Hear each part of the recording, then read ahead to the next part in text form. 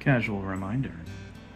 The Ninth Amendment states that, well, the Constitution is not complete.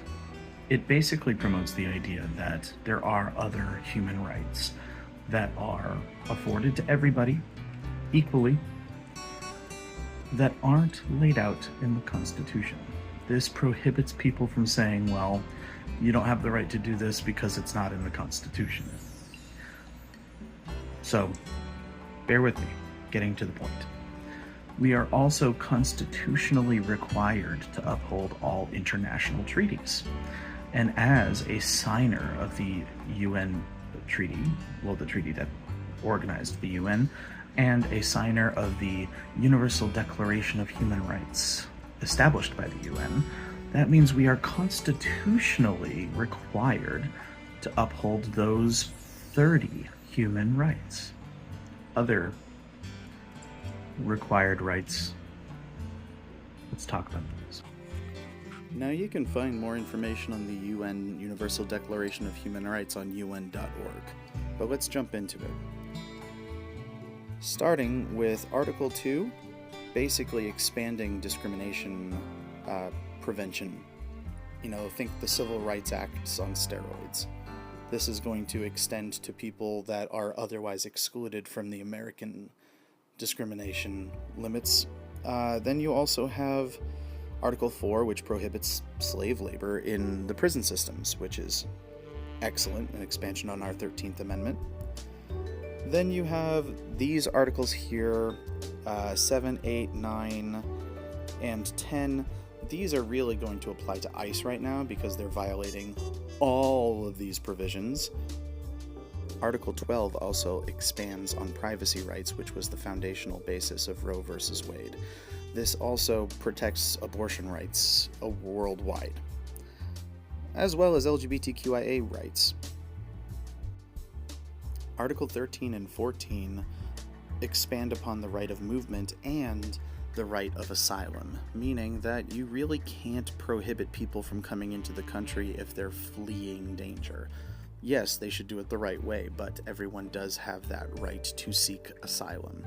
Turning people away just because of political reasons is a violation of their human rights. As well as Article 15, right to a nationality. Tell me right now, what's the nationality of the people in Gaza? They're Palestinians. Why haven't we acknowledged the existence of a Palestinian state? Right now, Israel assumes that they are Israeli Palestinians, but that's not how anyone else describes them. They have the right to a nationality and the right to their own autonomy. Article 16 lays out marriage rights, which extends to anyone in the LGBTQIA+ spectrums, because it lays out the fact that marriage is just between two consenting adults. Gender and sex do not apply. Articles 18, 19, and 20 really lean into freedom of expression.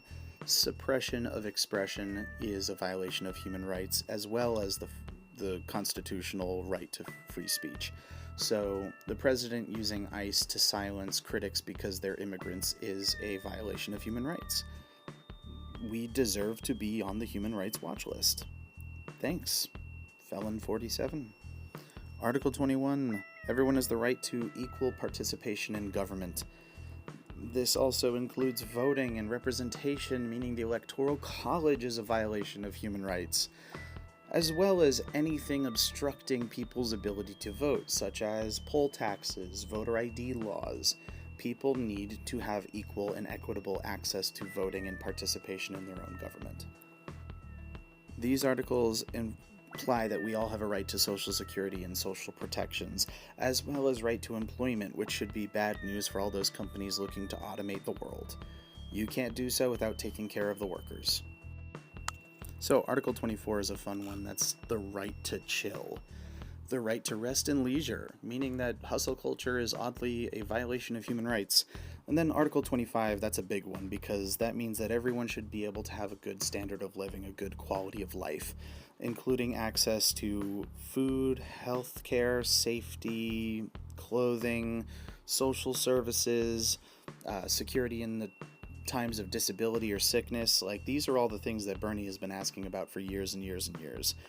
And then down to Article 26, which lays out the fact that we can't have obstructions to secondary education, including vocational schools, including colleges, that education is compulsory and that withholding your kids from education is a problem, and that any application of cost or obstacles to secondary education must solely be merit-based and have nothing to do with things like income level or demographic.